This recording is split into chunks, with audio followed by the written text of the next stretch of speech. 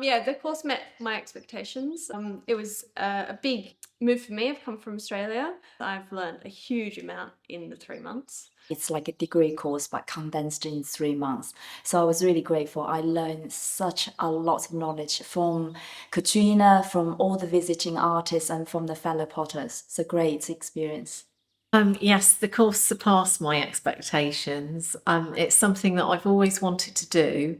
I've had friends that were on the course a few years ago, and when I found out that it was going to be the last one here at Forest Row, I was desperate to get onto the course. Yes, it certainly did, and it all came as new and exciting, and I really enjoyed it. It was really important. I can say I loved every day. The thing that stands out is that 8 of us on the course, in working closely together every day, all produce something entirely different. So I think that says a lot about the teaching. So the 3 months were divided in half. In the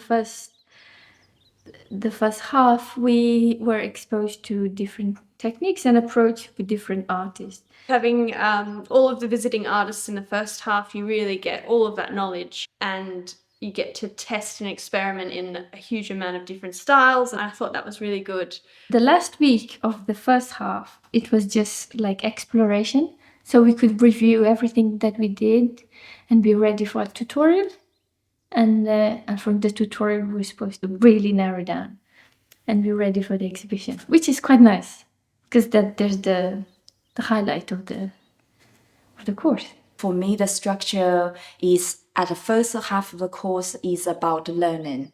The second half is really about exploring. How do we use the tools we developed and actually to discover our own voice and develop our own body of work. And I felt the course structure couldn't be any better. I think of it as tools in my toolbox. So really, at that first 2 months, you were able to fill your toolbox. We made molds, nerikomi to slip decoration, reduction firing, raku, pit firing, trips to look at how potters displayed their work, trips to museums, trips to galleries, the visiting tutors that we had, the quality of the teaching. It was probably about 2 weeks of throwing non-stop with Katrina, with Tanya Gomez, Katarina Klug.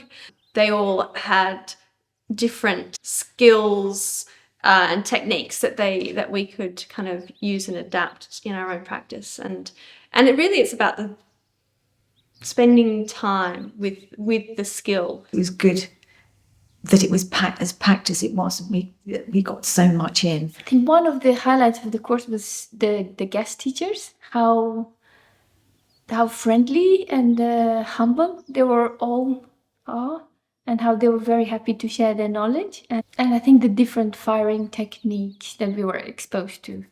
And the group as well was very nice group, very harmonious. A visit to the Fitzwilliam Museum was particularly inspiring. The most exciting thing was seeing what I'd made and then seeing it come out of the kiln, reduction firing or oxidation or raku, as though it had its own ideas, and to see what it wanted to do and where our two strengths met, so to speak. I think one of the most significant moments is when we had a visiting artist, John Higgins, come in talking about play with clay and also the creative process. He said something really pertinent to me. He's always said, indulge something special to the work you make and also putting your emotions in and also let go of control. So I learned quite a lot from him. As John said, if you've made a drawing and this is what you're going to draw, what's the point of making it? Because you know what it's going to look like at the end. And I found that really reassuring. I'm a hand builder, so I like to have an idea in my head and perhaps to draw something. But then the clay doesn't always let you do that. And I loved the exploratory aspect of it. Dylan Bowen was fabulous, as was John Higgins. Their work is so expressive and dynamic and fresh. And we had so much fun. Not only the skills of glazing, of hand building, of throwing, improving all those skills, and having available lots of materials to work with. But beyond that, to be able to watch other artists and ceramicists come and demonstrate their work, to hear how they made it. I really enjoyed Ben Davies' visit. It was at the very beginning, one of the visiting artists. He's a Nerikomi artist, and I didn't know anything about Nerikomi before this course, which is fantastic. So having that really at the very beginning really opened our eyes to the possibilities of what we could be doing.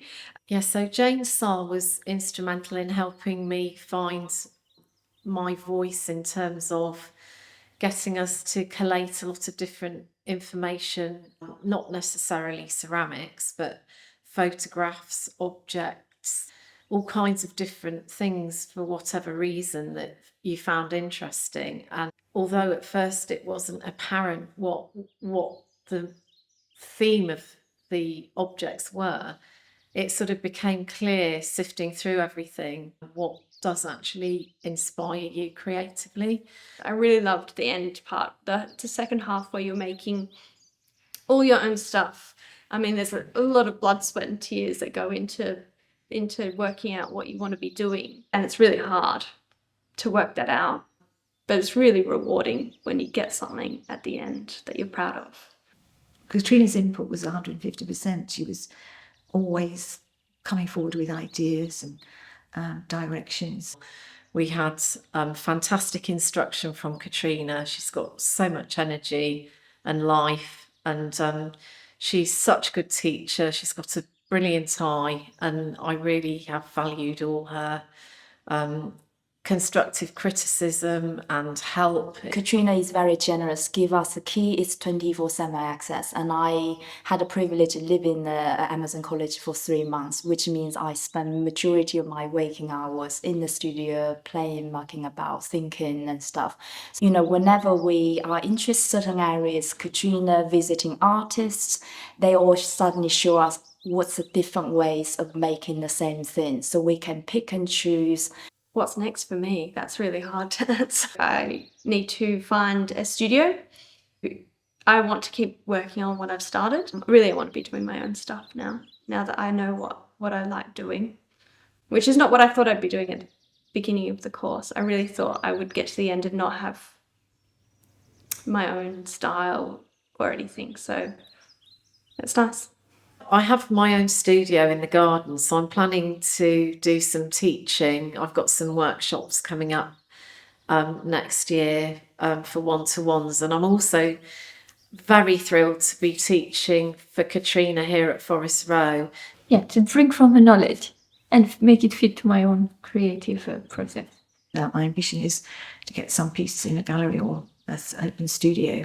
I think I've learned a lot here, and I've got the confidence to move forward. The inquiry in my head is a studio life, working in a clay studio all day long, is it a life for me? Because I have interest in many other things, writing, poetry, music, art, etc. But fortunately, my answer is yes after I finish 3 months, because I really enjoy every second, every hour, every day. I feel the course gives me some sense of direction, but I have many little threads I need to continue to explore in order to refine my voice a little bit. So that's probably the direction for me.